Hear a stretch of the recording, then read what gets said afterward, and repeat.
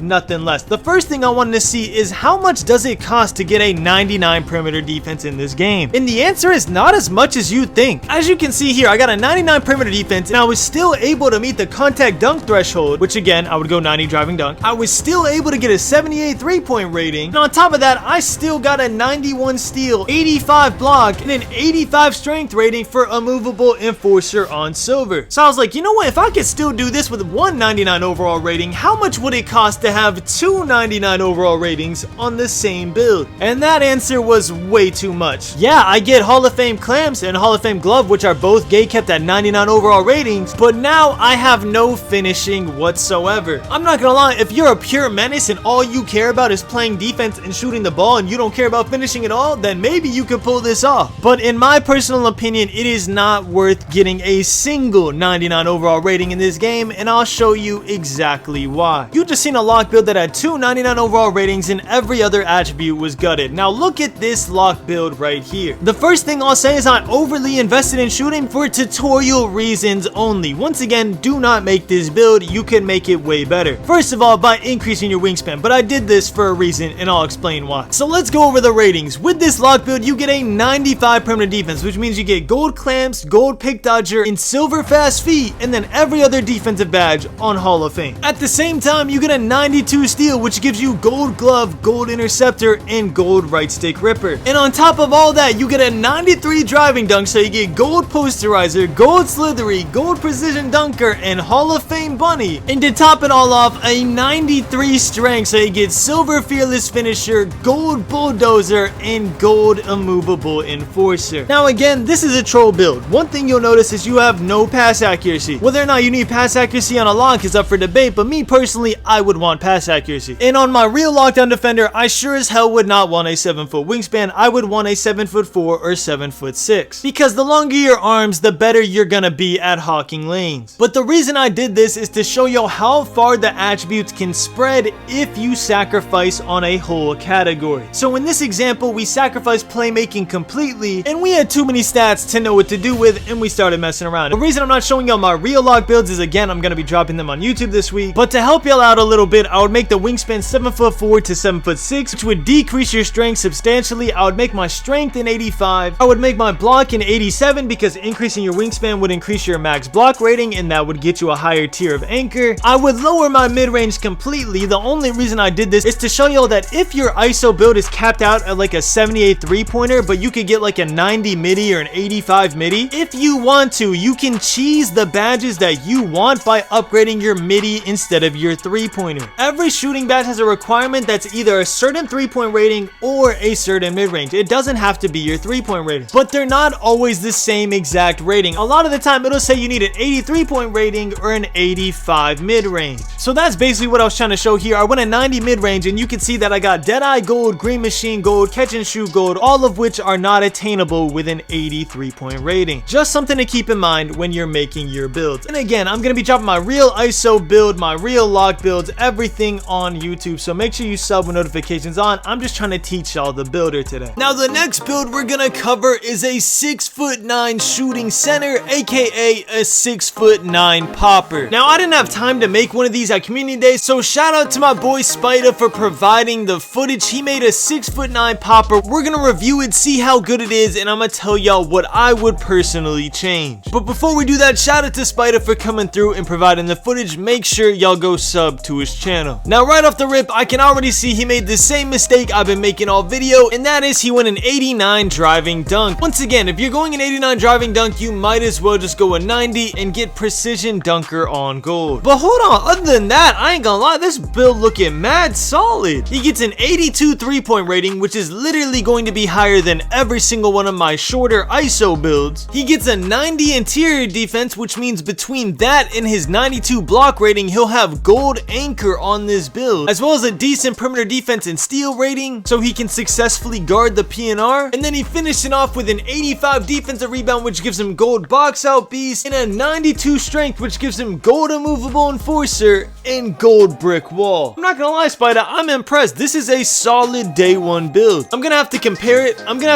To some of the comp stage center builds and see what it may or may not be lacking, but on paper, I really like this build. Once again, shout out to Spider. Make sure to go check out his channel. And I'm gonna predict a comment saying, why would he go 7'2" wingspan? It's because he wanted 92 strength for gold brick wall and gold immovable enforcer. If you go up on wingspan, your strength goes down. But pro tip, a good way to counter that and a good way to get a higher wingspan is he could actually go like a 7'4" or 7'6" wingspan, and all he'd have to do to keep that 92 strength is upgrade his weight to max weight. Now, of course, he'll sacrifice some speed and acceleration because of that, which maybe he wasn't trying to do because he's trying to be a moving popper, but that would solve his problem of wanting strength and wanting a higher wingspan. Bro, what? It looks like we saved the best build for last. This is a 7-foot popper. I thought it was gonna be a 7-foot inside. Once again, provided by Spider. Bro, look at the stats. A 7-footer with these stats is insane. First of all, he gets an 80 driving dunk. He's not going for contact dunks. It is an expensive build. He gets a 78 3, which again matches most of my ISO builds. My guard ISO builds, by the way. Gets an 80 interior defense, which at 7 foot is pretty solid, and matched with his